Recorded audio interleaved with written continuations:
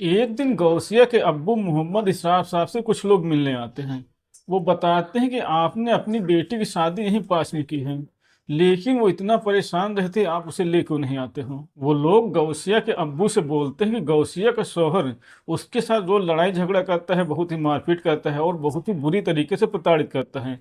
जब वो लोग ये बातें गौसिया के अब्बू से बताते हैं तो वो अगले दिन ही गौसिया को अपने घर ले आते हैं। गौसिया के अब्बू गौसिया को अपने घर लाने के बाद उसको वापस अपने शौहर के घर नहीं भेजते हैं। जब गौसिया कई दिनों तक अपने शौहर के घर वापस नहीं जाती हैं तो उसका शौहर शाहिद वहां पे आता है और एक गांव में पंचायत बुलाता है। पंचायत में दोनों तरफ के लोग होते हैं। सभी लोग अपनी अपनी बातें रखते हैं। गौसिया भी पंचायत में बताती है कि उसके ऊपर किस तरह से जुल्म हो रहा है, किस तरह से मारपीट उसके साथ हो रही है।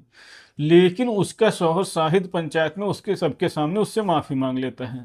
जब शाहिद पूरी पंचायत के सामने गौसिया से माफी मांग लेता है तो गौसिया के अब्बू शाहिद के साथ गौसिया को भेज देते हैं। लेकिन उनको इस बात का बिल्कुल भी अंदाजा नहीं था कि अब गौसिया कभी भी वापस नहीं आएगी। गौसिया के अब्बू को इस बात का बिल्कुल भी अंदाजा नहीं था कि गौसिया की मौत इतनी दर्दनाक होगी कि उनके साथ पूरा देश और प्रदेश हिल जाएगा। नमस्कार दोस्तों, मैं हूं राजन यादव। आप सभी का स्वागत करता हूं अपने यूट्यूब चैनल पर एक नई कहानी के साथ। आशा करता हूं आप सभी लोग स्वस्थ होंगे और अपने परिवार वालों के साथ मस्त होंगे। दोस्तों, कहानी में आगे बढ़ने से पहले आप सभी लोगों से एक छोटी सी रिक्वेस्ट है। अगर आपने अभी तक चैनल को सब्सक्राइब नहीं किया तो प्लीज़ चैनल को सब्सक्राइब कर लीजिए। दोस्तों, ये सच्ची घटना उत्तर प्रदेश के बरेली जिले की है। बरेली जिले में एक बहेड़ी नाम का कस्बा पड़ता है और इसी कस्बे में एक टाटा नाम का मोहल्ला पड़ता है। इसी मोहल्ले में मोहम्मद इसरार नाम का एक व्यक्ति रहते हैं।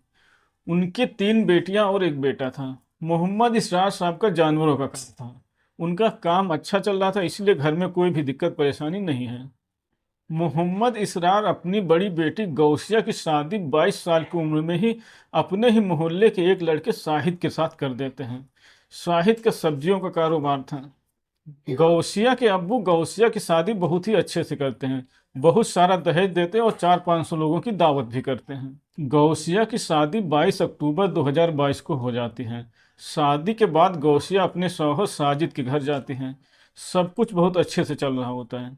शादी के लगभग 4 महीने बीत जाते हैं और सब कुछ बहुत अच्छे से चल रहा होता है।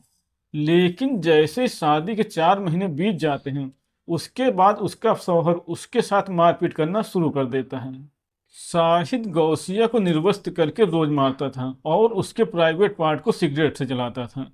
जब गौसिया के रोने और चीखने की आवाजें रोज रोज सुनकर उसके पड़ोसी परेशान हो जाते हैं तो एक दिन वो गौसिया के अब्बू से बोलते हैं, तुम्हारी बेटी इतना ज्यादा परेशान है, तुम उसे ले क्यों नहीं आते हो। गौसिया अपने परिवार की इज्जत रखने के लिए उसके साथ जो भी हो रहा था वो किसी को नहीं बताती थी। जब ये सब गौसिया के अब्बू सुनते हैं तो अगले दिन ही गौसिया को ले आते हैं। और जब कुछ दिनों तक गौसिया अपने शौहर के घर नहीं जाती हैं तो उसका शौहर उसके यहाँ आता है और मोहल्ले में ही एक पंचायत बुलाता है। दोस्तों, पंचायत में दोनों पक्ष के लोग होते हैं। सभी लोग अपनी अपनी बातें रखते हैं। पंचायत में शाहिद गौसिया से माफी मांग लेता है और उसे वापस अपने घर लेकर चला जाता है। लगभग 1 महीने तक सब कुछ शांत रहता है और सब कुछ ठीक चलता है। लेकिन 1 महीने बाद फिर से वही सीन, वही मारपीट शुरू हो जाती है।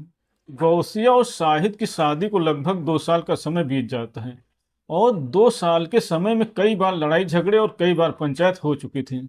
लेकिन इन दोनों का मामला रुकने का नाम ही नहीं ले रहा था। अब जब ये सब होता रहता है तो गौसिया के अब्बू बहुत परेशान हो जाते हैं। वो बताते हैं कि गौसिया जब भी अपने घर आती थी वो अपनी अम्मी और अपनी बहन से बताती थी कि शाहिद रात के 10 बजे आता है और बहुत ही नशे में आता है। नशे में उसके साथ मारपीट करता है और उसके प्राइवेट पार्ट को सिगरेट से जलाता है। ये सब बताने के बाद गौसिया रोने लगते हैं। दोस्तों, ये मामला यही नहीं रुकता है। 24 अक्टूबर 2024 को शाहिद बहुत ही नशे में आता है और गौसिया की बहुत ही बुरी तरीके से पिटाई करता है और उसके प्राइवेट पार्ट में चाकू मार देता है।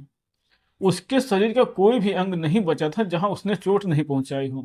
जब शाहिद नशे की हालत में गौसिया के प्राइवेट पार्ट में चाकू मार देता है तो उसके प्राइवेट पार्ट से बहुत ज़्यादा ब्लीडिंग होने लगती है और उसकी मौत हो जाती है। जब गौसिया की मौत हो जाती है तो शाहिद उसको पास के अस्पताल में ले जाता है। वहां पर डॉक्टर उसे मरी हुई घोषित कर देते हैं। दोस्तों, इसके बाद शाहिद गौसिया के अब्बू को फ़ोन करता है और बोलता है कि गौसिया ने आत्महत्या कर ली है, आकर देख जाओ। जब गौसिया के घर के लोग वहां जाते हैं तो देखते हैं मामला पूरा ही उल्टा था।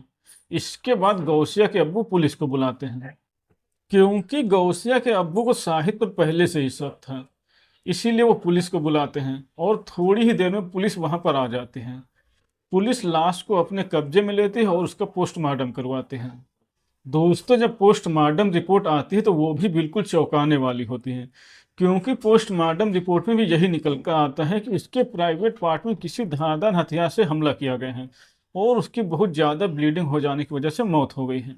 दोस्तों, गौसिया के शरीर में कोई भी अंग ऐसा नहीं बचा था जहां पर उसे चोट नहीं पहुंचाई गई है। गौसिया को बहुत ही दर्दनाक तरीके से मारा गया था। अब जब ये सभी लोग, उसके परिवार के लोग सुनते हैं तो सारे मोहल्ले के लोग वहां पर इकट्ठा हो जाते हैं।